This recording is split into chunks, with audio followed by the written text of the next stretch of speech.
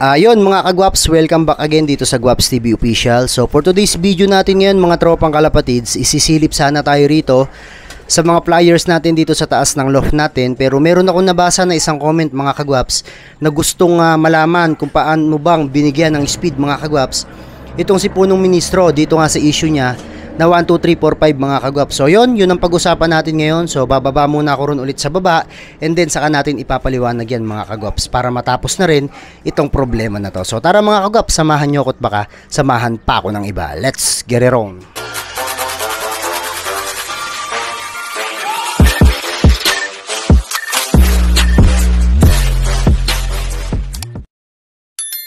Yun mga kagwaps, ito na naman tayo sa isang portion mga kagwaps na sasagot tayo sa magagandang katanungan mga kagwaps, lalong lalo na yung mga nagtatanong sa atin at nagko-comment sa atin. Kasi merong isang kalapatids mga kagwaps na nagtanong sa ating YouTube channel kung papaano bang nabigyan ng clacking itong si punong ministro. Hindi ba kahit magkamali daw sa module o maiba yung time ng module, pero pagdating sa MABC is tama daw yung magiging reply ng MABC mga kagwaps. So ito na itanong at napag-usapan na rin namin to mga kagwaps nitong si Michael at si punong ministro.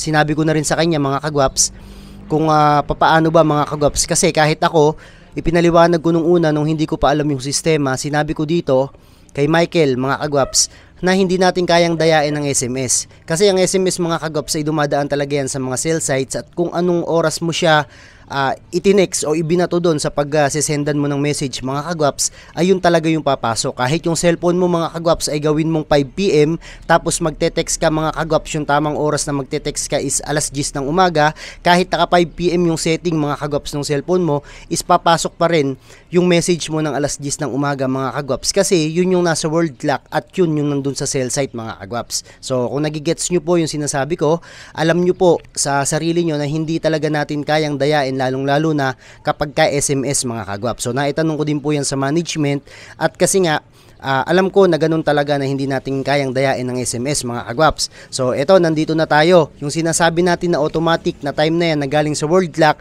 ay galing po yan sa mga cellphone. Ang cellphone po natin mga kagwaps ay sobrang high-tech, sobrang advanced, kaya hindi na po yan kailangan na ayusin pa nating mga tao, at yan po ay nakaformat sa mga system na talagang mapapadali ang buhay ng mga tao. Itong module ng e-clocking mga kagwaps ay ginawa lang po ito para po sa pagka-clock, sa pag-sense ng mga sensor sa singsing ng kalapate. Hindi po ito gaya mga kagwaps ng mga cellphone natin na sobrang high-tech na. Itong module po na to, high-tech po siya kung sa pagka-clock ng kalapate, kasi ginawa po siya para doon mga kagwap. So regarding dito sa tanong nyo po na kung paano pong binigyan si punong ministro ng clocking, so ang ginawa po natin, ginawa po ng management, kinuha po nila yung module and then nagkaroon po sila ng comparison. So ipapakita ko po sa inyo mga kagwaps yung mismong picture nung e-clock mga kagwaps, at makikita nyo yung diferensya sa oras mga kagwaps.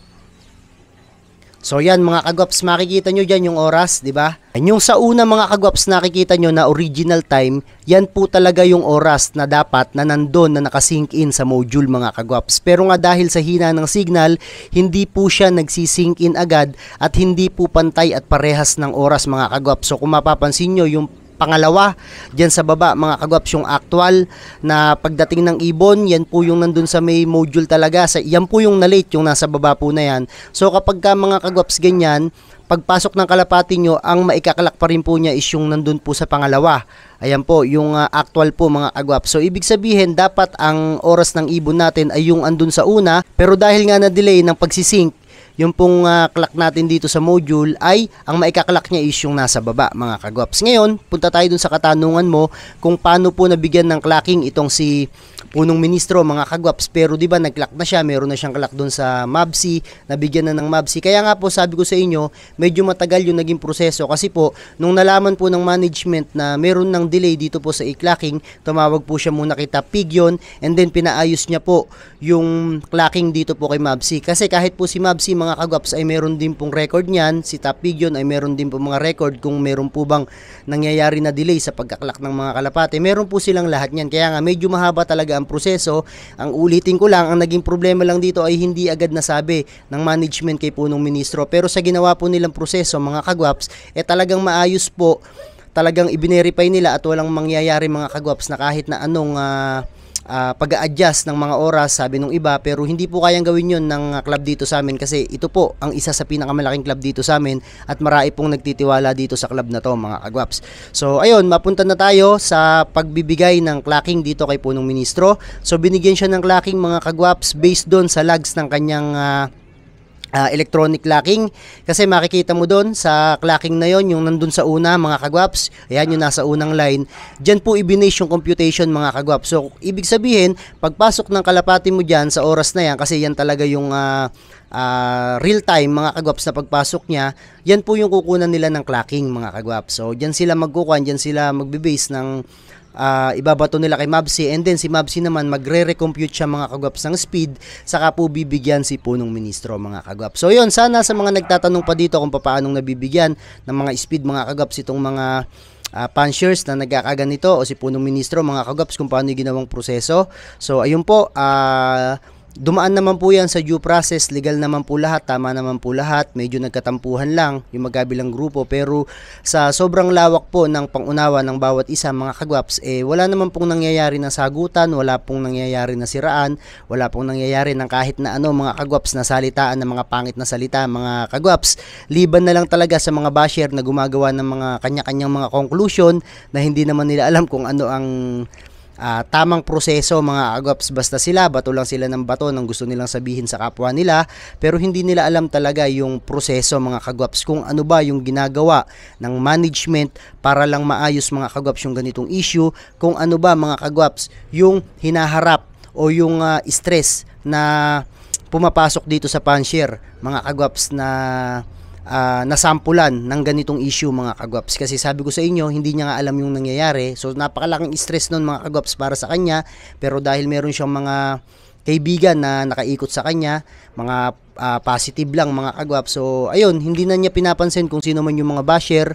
Eto mga kagwaps, isuling vlog ko na rin to tungkol dito sa 1, 2, 3, 4, 5 issue kay punong ministro mga kagwaps, kasi gusto na naming mag-move on at dumiretso na kami ng karera mga kagwaps. Kaya muli sa mga nagtatanong kay Kuya Gwaps TV Official, kay punong ministro, maraming salamat po sa inyo at pagpalain po kayo ng Panginoon. At syempre sa mga kalapatids natin mga kagwaps na rumirace din dito sa club na ito dito sa Nueva Ecija.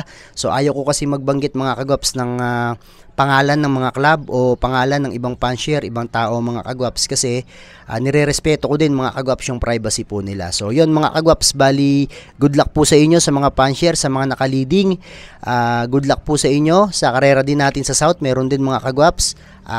Good luck din po sa inyong lahat. At syempre sa mga kalapatids natin dyan na gustong sumuporta dito sa YouTube channel ni Kuya Gwaps TV Official, wag po kayong mahiyang mag-comment dito po sa baba ng video ko at paki-like na rin mga kagwaps. So dito ko natatapusin tong video na to. Muli, this is Kuya Rai and you are watching Gwaps TV. Peace out.